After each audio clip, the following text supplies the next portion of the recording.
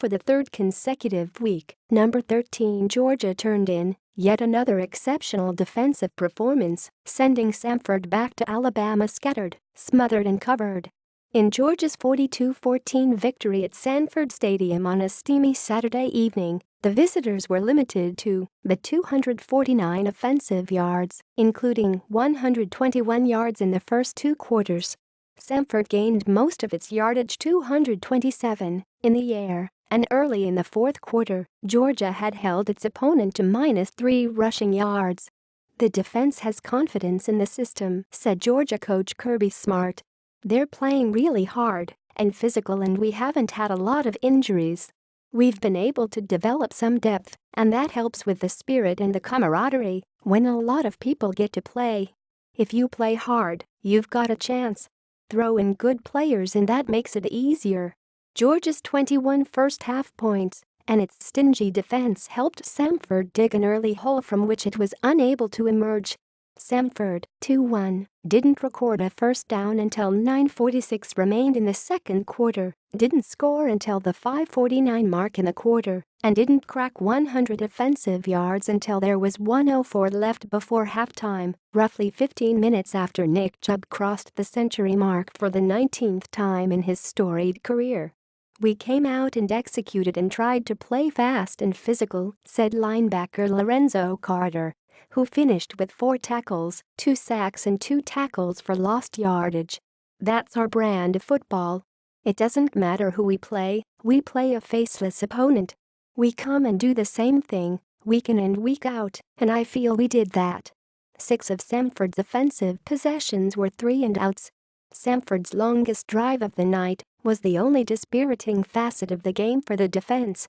A 10-play, 75-yard drive in the middle of the second quarter, which was aided by a personal foul penalty on defensive back Dominic Sanders, that moved the ball from Samford's 30-yard line to Georgia's 41, eventually resulted in a 9-yard scoring pass from Devlin Hodges to T.D. Marshall, and made the score 21-7. "Our goal is to keep our opponents off the board," said Carter. "We play good teams and we can't stop them all the time. They've got good players, and they're going to make plays too. But 3-and-outs are amazing. We love them. They're going to make plays, so you've got to live with it." Samford's last possession of the first half reached the Georgia 11-yard line, but after the drive stalled, Samford attempted a 36-yard field goal that was blocked by defensive back J.R. Reed, the first blocked kick by Georgia since 2014, when Ray Drew blocked a Georgia Tech attempt. "They called blast left for us, and I just told Dander Baker that when we go, I'm gonna go after this kick and block it," said Reed, who also posted a tackle. "I just ran through my guy and blocked it."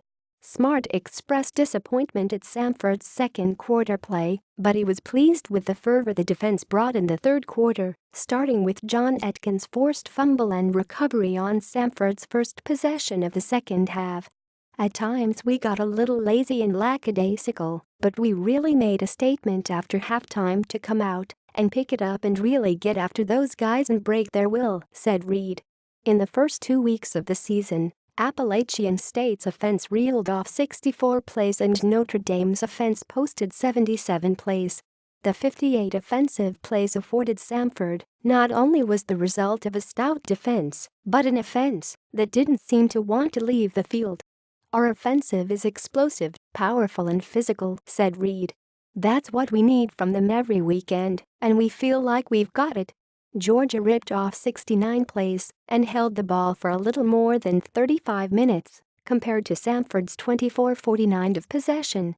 "We knew they were a high-tempo team, and going into this game, it was the offense's job to keep those guys off the field, and it was our job to get the ball back and to take their tempo away as a weapon," said Reed.